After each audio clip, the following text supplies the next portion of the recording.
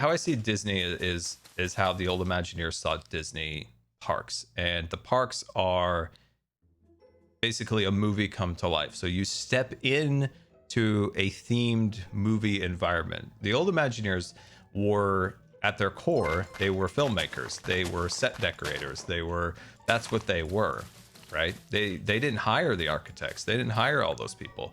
They hired people from the movie business to make movies that you could be in. So like Harper Golf and all of the old Imagineers, John Hedge, all these guys, right? Harriet Burns, like all the crazy models Harriet Burns made, like all that stuff. Okay, so one thing I've noticed recently when Disney goes in and redesigns shops is they're not theming them, they're decorating them. And I see there's like a separation between the two.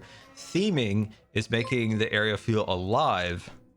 So for instance, if you were making a shop, you would make it look like you're walking into a real living, breathing shop in a specific time period or in a specific story. So if you're in Main Street, right?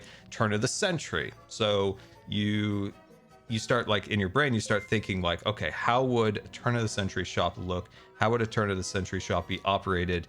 How would they interact with the stuff in there, right? And so there was or even a restaurant or something along those lines. So like, for instance, there's a restaurant in Disney World called, I think it's called Trail's End. And it was very like frontier themed. So you're kind of creating this frontier theme. They redesigned it, and to make it quote unquote frontier themed, they just put a bunch of baskets over the wall. And it was like, how does that make you feel like you're in a frontier environment by just putting decorative baskets on the wall? They should be designed more in the eye of theme rather than just like decorating. Decorating is like putting baskets on the wall.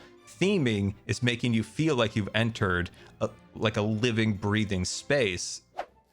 Back during the 50th anniversary of Disneyland, they had a podcast. It was like, I mean, honestly, it's probably one of the first podcasts ever, but it was on Apple, and it was an official Disney podcast, and they often interviewed Imagineers. And one of the Imagineers discussed how he set decorates in the parks, and it always stuck with me. And I've said this before in Minecraft, like he said this for Tower of Terror, how I decorate the desk, for instance. And he rolls up to the desk, he sits down in it, probably walk, roll, who knows. He sits down, and he thinks about how the person who would be working in the boiler room of this old hotel, how would that person think, behave, and organize their desk? And so he starts thinking about, like, I put the coffee mug here. I'm going to put my pens here. I'm going to put a portrait of Lucy, my wife, up here. Like, you know, he just starts thinking in this way of placing. And I think we can do that in Minecraft. And too, like if you're decorating something or creating something in Minecraft, you think a little bit through how this would actually operate, how this actually would be interacted with.